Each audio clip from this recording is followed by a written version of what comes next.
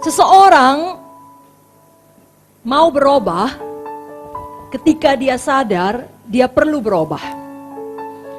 Dan untuk menyadarkan itu perlu firman. Dan perubahan yang sejati itu harus berasal dari dalam. Kalau dari luar dipaksa, nah saudara, itu tidak bertahan lama.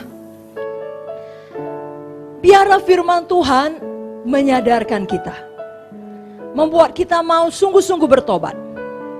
Sehingga dimanapun kita, adapun kesempatan untuk melakukan dosa, untuk kembali kepada kehidupan yang lama, dikuasai oleh daging, indera, dikuasai oleh setan, dikuasai oleh dunia, atau katakanlah dipengaruhi, kita mengatakan tidak kepada itu semua. Karena kita sudah sadar dan kita mau berubah dari dalam. Nah, firman Tuhan malam ini mau mengajarkan kita untuk melihat benarkah kita sudah hidup dengan Zoe. Dari sisi sifatnya Tuhan, karakternya Tuhan. Nah, hari ini kita mau melihat bukti perubahan dari segi karakter. Benarkah Zoe ada di dalam kita?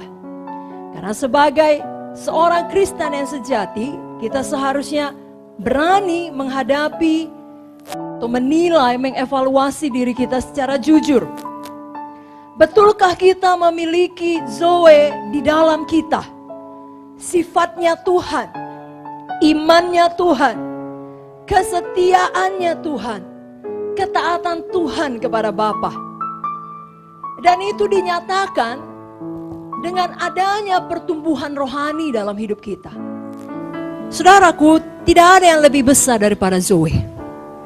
Kalaupun semua itu terjadi, kalau Zoe ada di dalam, saudara bisa keluar sebagai pemenang. Semua badai kehidupan yang terjadi hanya membawa saudara lebih tinggi. Amin, saudara. Jangan pernah menjadi kecewa. Tentunya saya tidak punya jawaban kalau hal-hal seperti itu terjadi. Saya tidak tahu semua. Saudara pun tidak tahu semua. Tapi yang saya tahu, Yesus baik.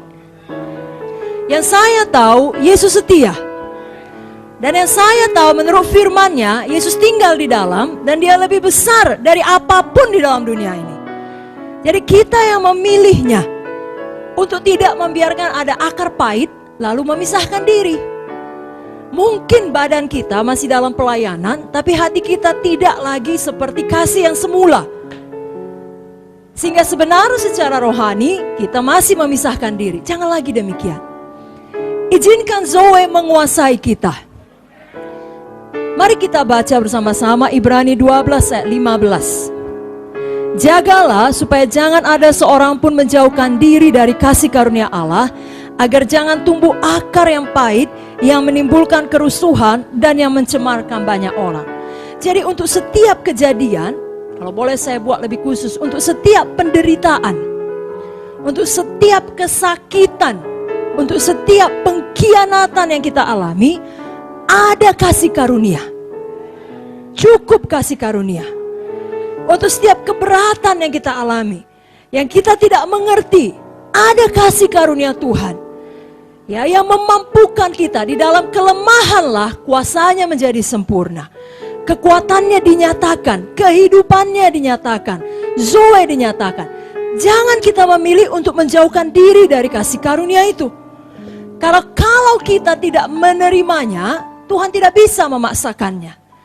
Tapi akibatnya tidak baik bagi kita. Ada akar yang pahit. Dan itu meracuni seluruh kehidupan kita. Bapak ibu saudara, pilihlah untuk mengingat kebaikan Tuhan. Ada satu pemberian Tuhan, hadiah Tuhan kepada kita umat manusia yang sangat indah. Namanya memori, ingatan. Yang bahkan tidak dapat dibunuh oleh kematian seseorang. Nah, Tuhan kasih itu kemampuan untuk mengingat, ingatan kepada saudara. Dimaksudkan supaya saudara mengingat kebaikannya. Mazmur 103 berkata, jangan lupakan segala kebaikan Tuhan. Jadi jangan ingat sakit hati, kejahatan orang, jangan. Tetapi yang diingat kebaikan Tuhan.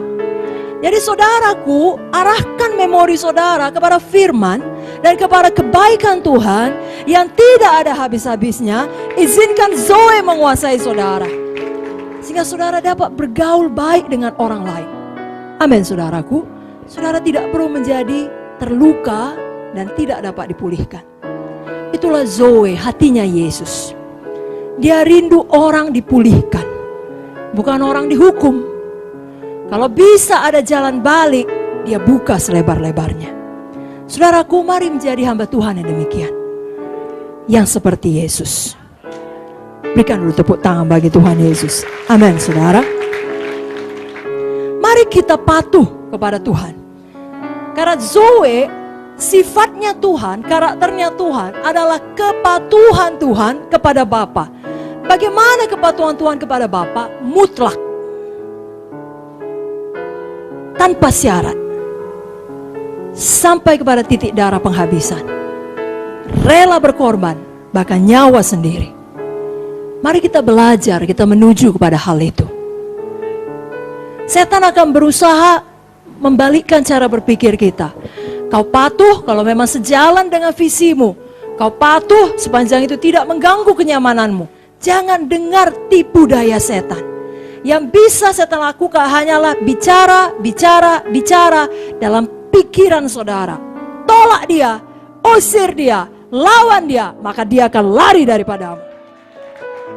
Kalau mau tepuk tangan yang meriah untuk Tuhan Yesus.